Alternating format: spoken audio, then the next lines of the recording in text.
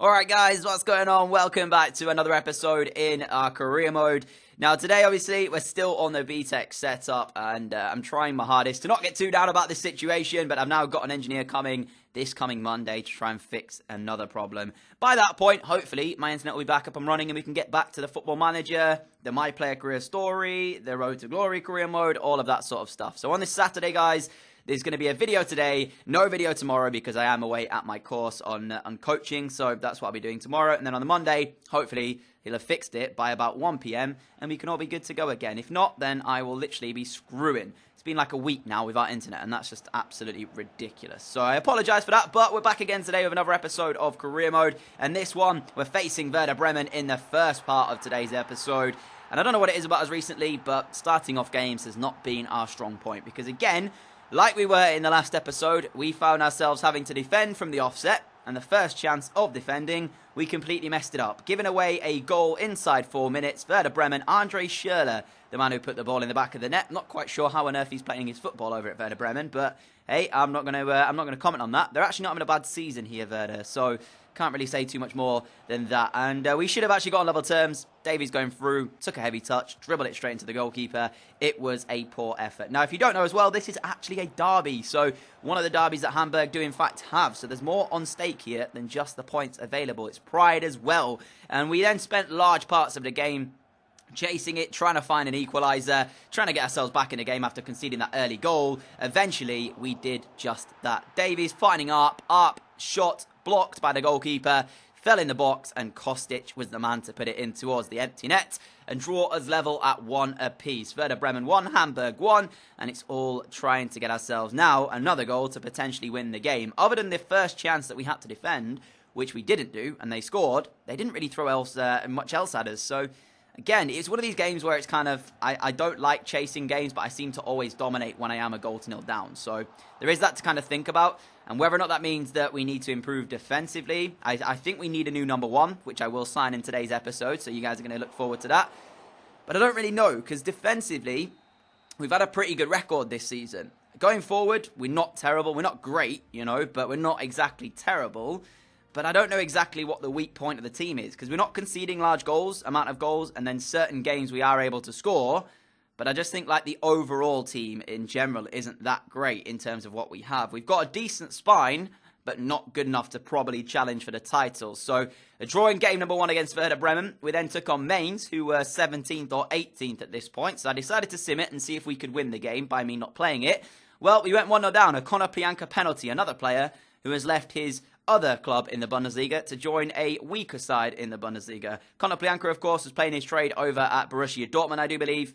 And now he's at Mainz. So I don't know if that's a loan deal or if that is a permanent transfer, whether or not it's the same with Andre Schürrle. But I did mention we needed a new number 1. I found a man, Paul Lopez. He joined me in my Celta Vigo series, if anybody watched that. And he was a solid choice, eventually became our number 1. I don't think he will be the long-term number 1 for the club here, but for next season, what a bargain that is. He's only on about 25k a week, so his contract is cheap. He's worth a little bit of money. For now, he'll come in and be an instant, improvement on our already goalkeeper, who actually hasn't been, the worst goalkeeper in the world this season, but I definitely needed to get a new number 1 in. The one that was going to be able to make a couple more saves and potentially make the saves at the goals at which we lose games. The Andre Schürrle effort in the last game. If we hadn't have conceded that, would we have won it by a goal to nil? So that was my thought process why I signed Paul Lopez. He will join us next season on a free contract. And if worst case scenario is we sell him on, we get a bit of money, and we look for a new number 1 elsewhere. But I think my new number 1 is going to probably come from my youth academy. I've got a couple of goalkeepers in there that I've got my eyes on. When they do turn 16, they've got some good potentials. And overall, I think they will be the long-term number 1. But then we took on Bayern Munich for the second game, and this one was unbelievably frustrating. They literally had one shot in the first half, and they scored it. Javi Martinez was the man to score it. Now, when you look at the two teams, there is a golfing class between us and Bayern Munich. I'm not going to deny that. So as soon as I conceded this, I decided to switch formation. I've been playing with a 4-2-3-1 narrow recently as well in certain games where I've switched to it. And it seems to be working. So might have to think about using that long term. But as I said, there is a golfing class between this Bayern side and our Hamburg side. But the thing that annoyed me is the way that we actually were taking them man for man. Like, we were able to keep Lewandowski relatively quiet for the first half. It was only in the second when I was had to, force our way out of defence and go a bit more attacking that he actually grew into the game. And we could have had chances ourselves. I mean, this one here, what on earth is that touch from Lewis Holtby? If he'd have taken a better touch there, he would have been able to put the ball in the back of the net and make it 1-1. So we definitely had chances. We could have got something out of this game, but ultimately, Bayern, I felt, got a little bit lucky. I mean, look at this. When I show you it from this angle, it's just, why is he taking such a heavy touch there? I know if I was holding down the sprint button, that could have been why, but even so, I mean, that is just ridiculous. The touch is one of the worst touch I think he's had at the club, and he's normally really good for us as the captain there, but unfortunately, it wasn't meant to be. So, with around about 11 minutes to go, at this point, we were on ultra attacking, trying to find a way back into the game. Bayern Munich get a free kick here. I didn't feel like I made that much of a tackle on the man, but hey, listen, he went down. The referee deemed it a free kick. They get it from 31 yards out, though.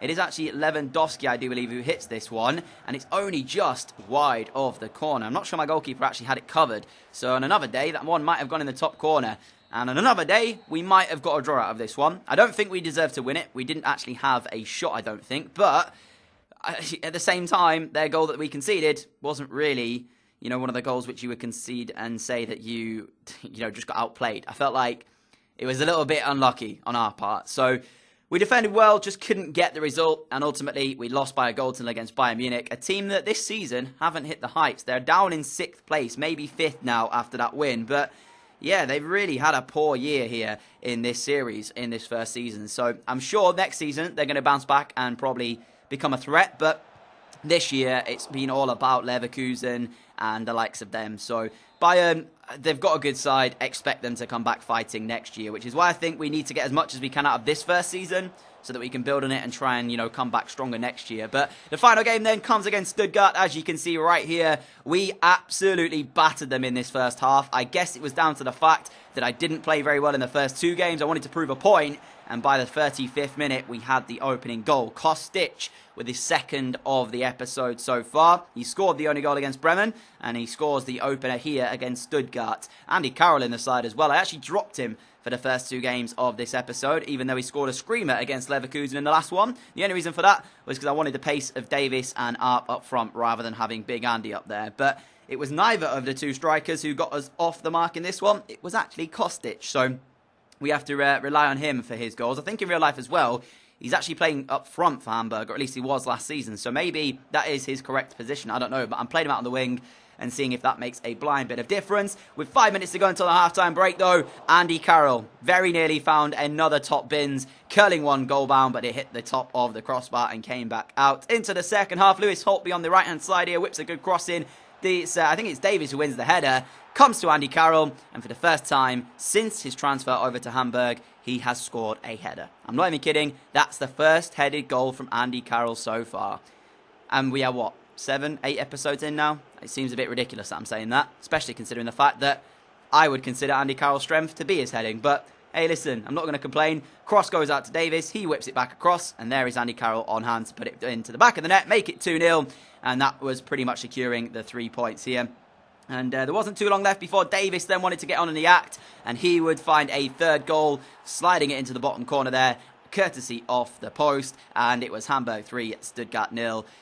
As I mentioned, job done, but I felt like we had to make a point here. We had to come against Stuttgart, a team that was struggling in the division this season, and we had to pretty much batter them in a sense. Without sounding harsh, we needed to prove a point. We needed to lay down a marker, and we did that at least, with this game here. Leading it by 3-0. We looked solid defensively.